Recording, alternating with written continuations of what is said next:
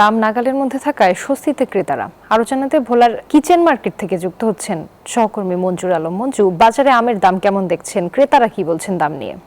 বাজারে আমের দাম কিছুটা নাগালের মধ্যে রয়েছে, ক্রেতারাও স্বস্তিতে রয়েছেন। বিশেষ করে এবছর আমের বাজার মূল্য ক্রেতাদের নাগালের মধ্যেই রয়েছে। বিশেষ করে ভোলায় যে সকল আমগুলি এসে থাকেন চাঁপাইনবাবগঞ্জ থেকে এবং রাজশাহী থেকে কিন্তু বেশিরভাগ আম ভোলায় আসেন। তো সেক্ষেত্রে বলা যায় যে বাজার কিছুটা স্বাভাবিক রয়েছে, ক্রেতারাও স্বস্তিতে রয়েছে, দামও বিক্রেতারা কিছুটা নাগালের মধ্যে রেখেছে। তবে অভিযোগও রয়েছে, যদি প্রশাসনের পক্ষ থেকে যদি বাজার মনিটরিংয়ের বিষয়টি সরকার পক্ষ থেকে করা হতো, তাহলে হয়তো যে সকল অসৎ ব্যবসায়ীরা আমের বাজার উদ্যোগতি হিসাবে বাজারে বিক্রি করেন আম, তাদেরও অনেকটাই সস্তা হতো।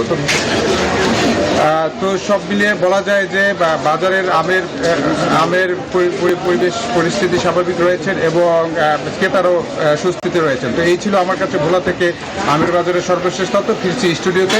রুবা। জি মঞ্জু, আপনাকে ধন্যবাদ।